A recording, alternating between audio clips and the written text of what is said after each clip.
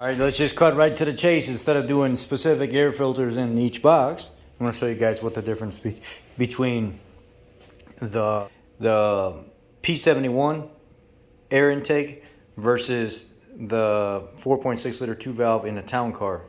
You can already see where it pulls the cold air from behind the, like up front of the car, right next to the headlight.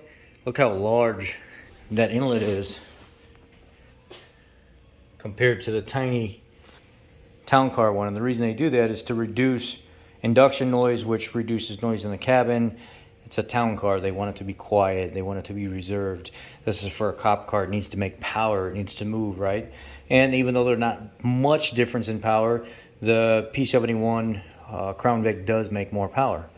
And then if you look here at the mass air base, it's tiny compared to how large this is.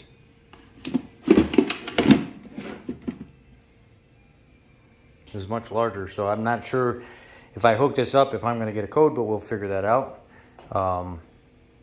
Also, don't know that this design here helps with anything. I don't know how the tops of these are designed differently. What you could do to increase the plenum volume, if you don't want something wide open in your engine bay and you want it out a little bit more out front, is you could take your lower box. I think they'll switch over, which we can try that here. You can take your lower box for a P71 and swap it over to your factory system on your town car, and then you won't have to worry about check engine light or anything like that.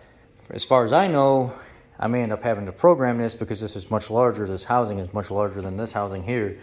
So, yeah, you can see how much more room this takes up here and how this design, it's like a little taller in this corner. Like this box has a little bit more volume to it than this box. This box is, it's sunk in a little bit more, and this is further out, and this opening is much larger, and it's got much more of an area on this side of the box, and this is kind of more shallow and swooping.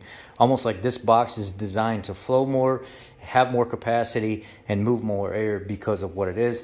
I've got the Canon air filter in it right now. I've got our 200 cubic feet per minute attic fan in here from AC Infinity. We're going to go ahead and hook it up, put it all the way on the max setting, and then we'll compare the two.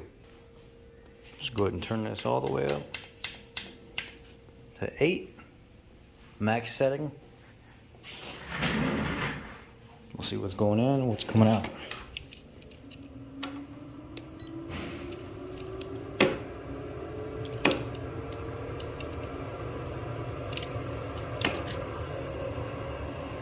Oh yeah, you can feel the difference between those two.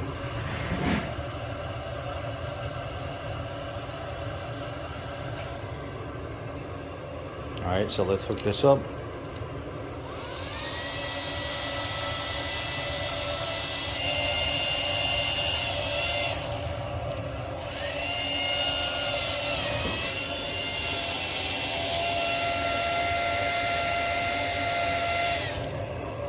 So 23.5, let's see what it's putting out.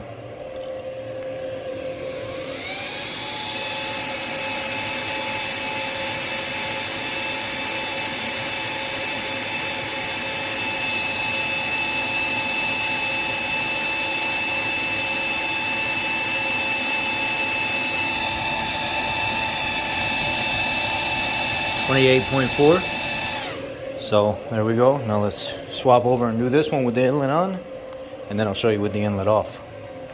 You know what, while we have this one on here, let's go ahead and put the factory one in there, because I know there's some factory fanboys that want to see that.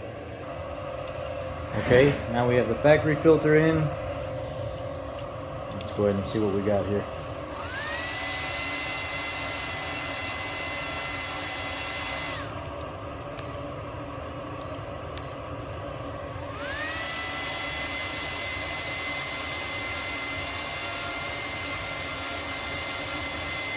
So it's pulling in a little bit less than the K&N for sure, almost a mile per hour less.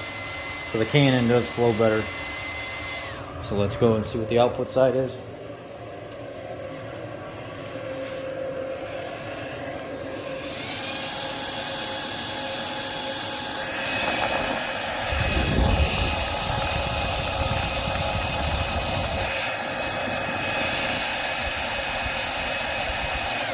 So it's like a mile per hour less in and a mile per hour less out.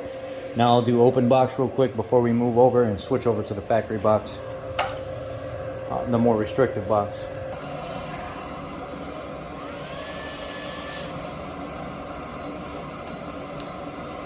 Set it back to max.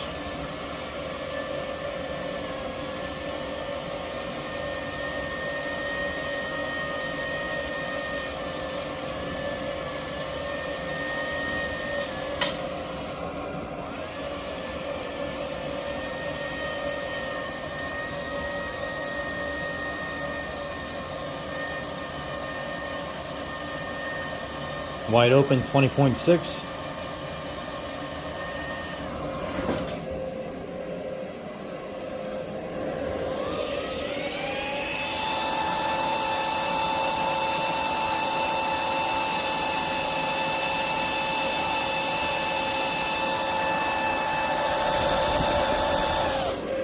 .6.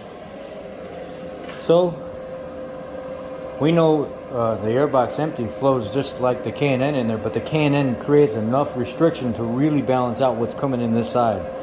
I really like the fact that how this box is designed. It's designed to have something in there. It's designed to have some kind of restriction to actually make sure it performs properly instead of just raw wide open air. It gives it something to pull against so it can perform. You see, when we restrict the other side, it's almost like we're acting like we have a filter in there because we're kind of restricting the other side to read what's coming out. So it's kind of fair and unfair at the same time because we're actually having to create a small restriction to see the amount of flow past the wind meter in order to figure out what's moving through here. I hope that makes sense. Okay, we've got the factory airbox hooked up in the town car, the smaller one, and we have the restrictor on it. We're going to try to see if we can see.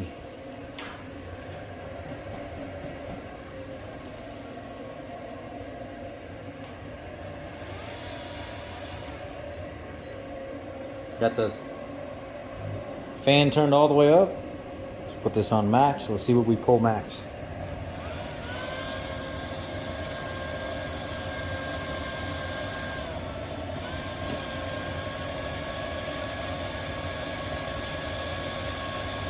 .6. Let's see what we're putting out.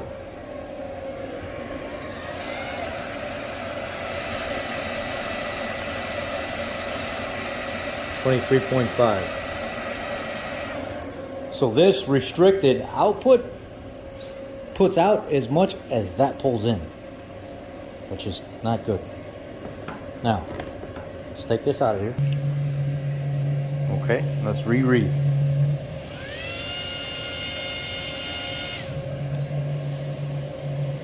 Set this to max.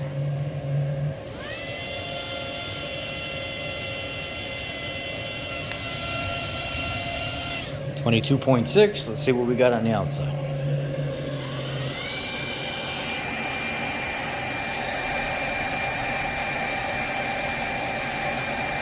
.7. All right, let's swap over and let's do the factory. All right, we got the factory one in there now.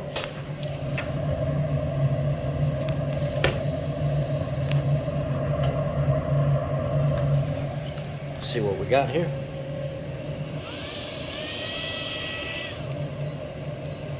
Max.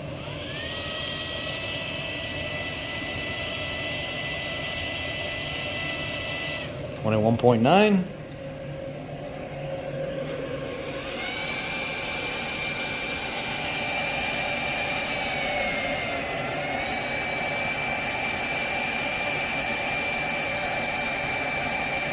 .7.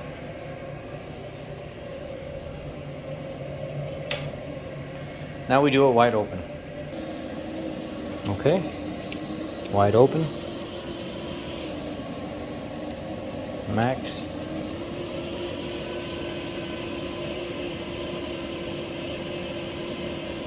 .4.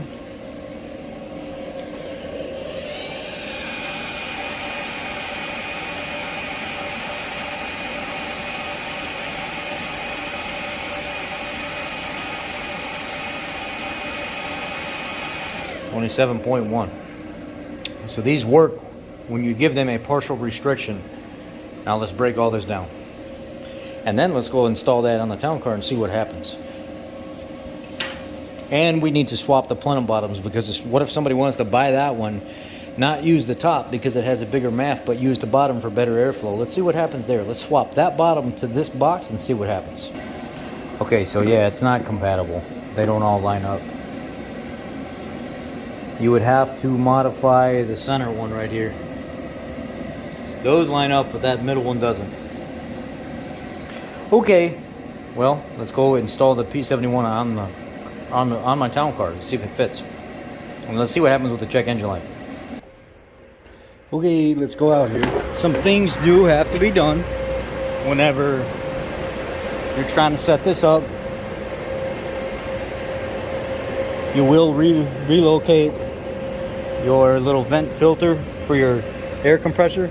I moved it up here to this little crack that's right here in the corner, and it fits nicely right inside there. That's where it will go. You'll have your little stud bolt there. A lot of times those get stuck down inside, so sometimes, you know, when they come in and I have to put a new AirBox or something like that on, I'll just go ahead and knock that stud out and I'll let the plastic sit there. And you can actually tap a hole right in the corner of that plastic to re-secure it, and just let that rubber stop sit right inside the old hole. These are just on finger tight right now. Air tube's in. I'm going to swap this over, and then when you swap that over, make sure you put your connection back on up here for your PCV valve. Alright, so I have everything set up. Everything's tightened down. I just got to do my clamps. I got my connection for my PCV valve. And I tighten up my clamps and then fire this thing up. Alright, everything's tight. I'm going to go inside the car and fire it up, and let's see if we get a check engine light.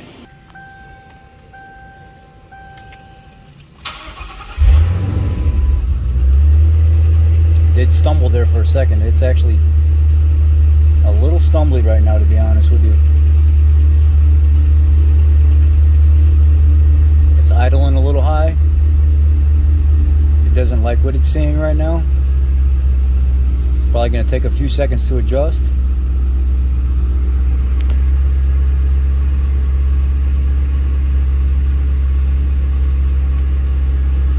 See, no issue yet. Idle's coming down. It smells really rich. It smells like the air. I'm smelling a lot of fuel in the air right now.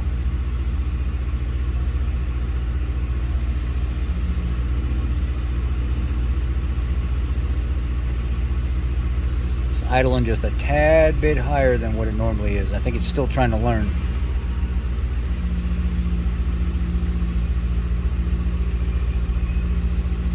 I'm gonna let it sit here and idle for a second.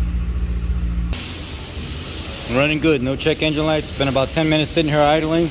The idle did come down and stabilize. Right at about 700. 650, 700. And it sounds better, actually. It's got a little bit more of a growl, like a not. It wasn't so raspy before, but it's just a little bit more growly and deeper now.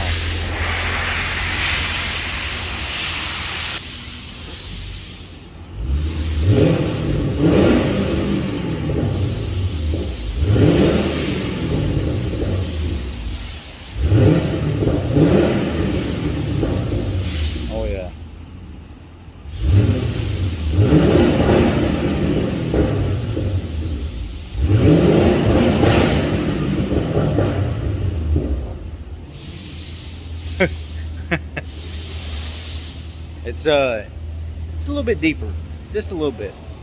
Oh no, so what we're gonna do is we're gonna roll, we're gonna drive it home and see what happens.